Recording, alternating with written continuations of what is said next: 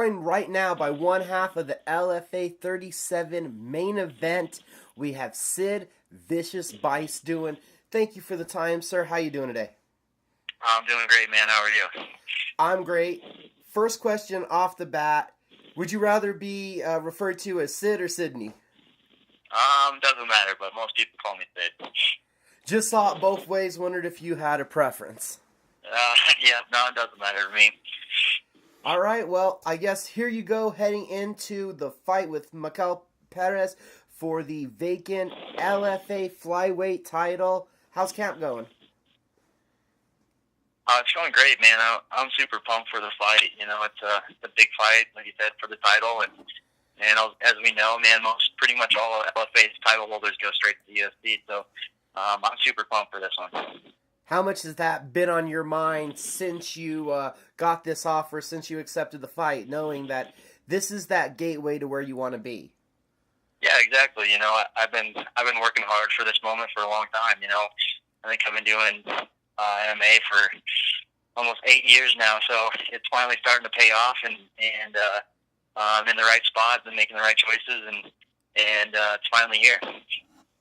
8 years ago, what led you into this crazy sport of MMA? You know, I was kind of just towards the end of my wrestling career.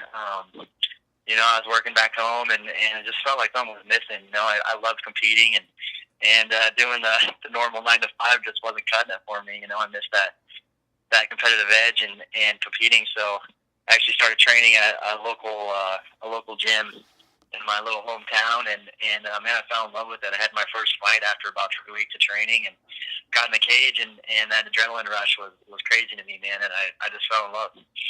Was that the first time you had ever been in a fight, even in the street?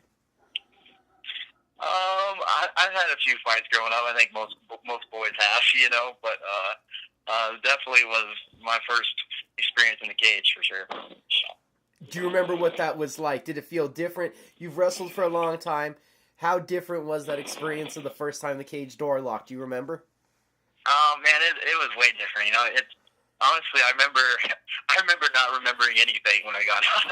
That's the funny thing. But yeah, man, it was a crazy experience. You know, it was such a body high, and I ended up winning my first fight. So it was an awesome experience. Actually, my very first fight was for an amateur title in Torrington, Wyoming, and I remember going there.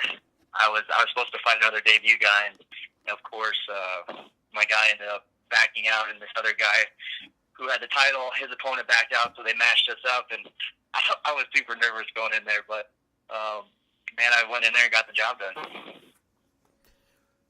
Were you hooked right away then? When was it a definite that this was what you were going to chase? You were going to follow this MMA path?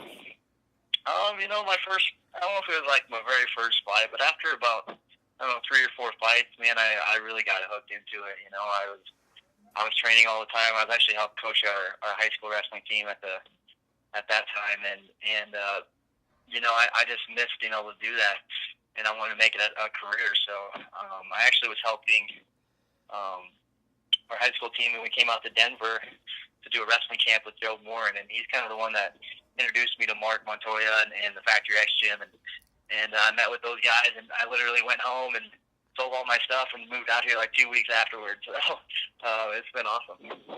How did you find that courage to uproot your life and make that journey to Colorado?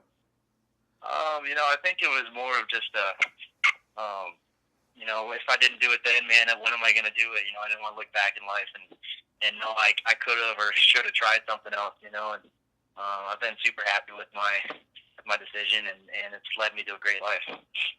What has it been like then seeing the growth of that gym? I've heard it's expanded to about 3 to 5 times the size it was when you first started.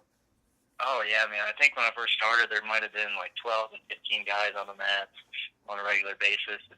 And now, man, there's 50-plus guys most nights on the mat. So it's been huge, man, and it's great. I've got to train with tons of high-level athletes all the time. You know, TJ Dillashaw, Tim Elliott, Mark De La Rosa has been coming in quite a bit. Just there's tons of talent that's coming through all the time, and so that's been great. And tell us a little bit more about specifically training under Coach Mark Montoya. What's that been like? Man, Mark's awesome, man. He's a very great coach. He's super talented, and he trains tons of high-level athletes. He always helps us break down the fights and what kind of stuff we need to work on for our game plans and all that. But, man, Mark's just a great leader in general. He keeps us accountable. I call him the Nazi because he can't miss practice for anything. It doesn't matter who you are, how big a name you have. If you're missing practice, man, he's on your ass and making sure you're getting your butt in the gym. So is it almost nice having that accountability? Oh, definitely. I teach kids every day now, so 6 days a week, and so I'm there every day anyway. But it's great having that accountability and having a coach that cares and wants to see the best in you for sure. Sounds like you've done a lot of that from wrestling to in the gym, a lot of coaching. What do you like about that interaction of being a coach? Yeah, man, I think it's just great being in there every day. We're professional athletes. Any other professional athlete, if you're not working every day, someone else is, and eventually it's going to catch up to you. So I think being in the gym every day and working hard towards your goal is key, especially being a martial artist. You've been working hard in the gym on these goals. You have the title fight in front of us. Tell us about the fight. Tell us actually about the opponent first. What do you think about Perez and his game? Oh, man, I know he's a tough guy. He's an Olympic wrestler, so anytime you're fighting a high-caliber wrestler, man, it's going to be a dogfight. They're always tough. But I feel like he kind of lacked an experience. I think he's only been fighting for 2 years, and I know he's got great wrestling, but his translation to MMA isn't that great yet. I feel like he's going to be a great fighter someday, but right now, man, I feel like I outclass him almost everywhere. That years of experience, even the time that you were training, being in this for 8 years, how much of an advantage is that to where Perez, because he spent so long in wrestling, I feel like he's really getting pushed, taking fights at an extraordinary rate, and I don't know if he's progressing as much as everybody would like. Yeah, exactly. I feel like even when I wasn't fighting, I'm in the gym every day, so I'm constantly learning, and I feel like as a martial artist, that's what you have to do. Be a student of the game and just continue to learn. And like you said, man, it takes years and years of experience before you can learn all these other arts of martial arts, like jiu-jitsu and striking, Muay Thai, elbows, knees. I mean, everything takes years, and I feel like I have a huge advantage over him in that. Do you feel you've hit a stage where you feel truly comfortable on your feet as well as on the ground? Yeah, exactly. I feel totally comfortable wherever the fight goes. I've like I said, I've been training with high-level athletes for forever now. So especially as a little guy, you have to be good everywhere. You're going to get exposed, and I feel like that's what I'm going to do to Perez. Now, your teammate Adam Martinez is the only guy to beat Perez. What kind of insight was that for you, being able to be there and watch that fight live? Man, I think the biggest thing I learned from that is that he's breakable. He, my teammate hit him at a crazy fight down here in Colorado. It was actually an awesome fight to watch. But the biggest thing is he doesn't like to get hit, and he's breakable. Especially as a wrestler, he's going to be tough, but man, he is. He's breakable, and I feel like that's one thing I'm not. Being back home again for this fight, back in where you grew up in South Dakota, your home state, what does that do for you? The last two with LFA have been there in South Dakota. Man, I think it's awesome, especially to be able to fight for my first world title in my home state is incredible. I'm going to have a huge crowd there. I feed off that energy too, man. I love the energy in the crowd and the fans, and the cheering stuff just gets me pumped up. So I'm super excited for it. In that home state, you were a state wrestling champion in high school. So with your wrestling skills, what do you see if this comes down to a wrestling battle with Perez? How confident are you in those skills? Oh, man, like I said, man, I feel like my MMA wrestling is better than his. I know how to set my strikes to my takedowns up a lot better than he does. And I can wrestle with anybody in the world. I've wrestled D1 national champs since forever, man. I feel like my wrestling's probably just as good, if not better than his. So I'm excited to see it. How does this fight play out?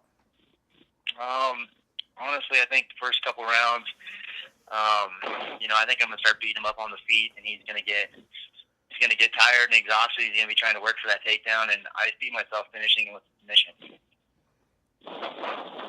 Looking for that finish? You think it will come? Oh, I definitely know there's gonna be a finish. We get to fight for 5 rounds, so and my pace never stops. So I'm gonna break him, break his will, and get the finish for sure. Where, out of the advantages you feel you have, which one is the biggest in this fight? My heart, mainly. I think I got one of those motors that never quits, and I think that's what's going to play a huge impact on me. The last 3 fights, the 3-fight win streak, the only blemish is a split decision loss, so I don't even know how bad you feel about that fight.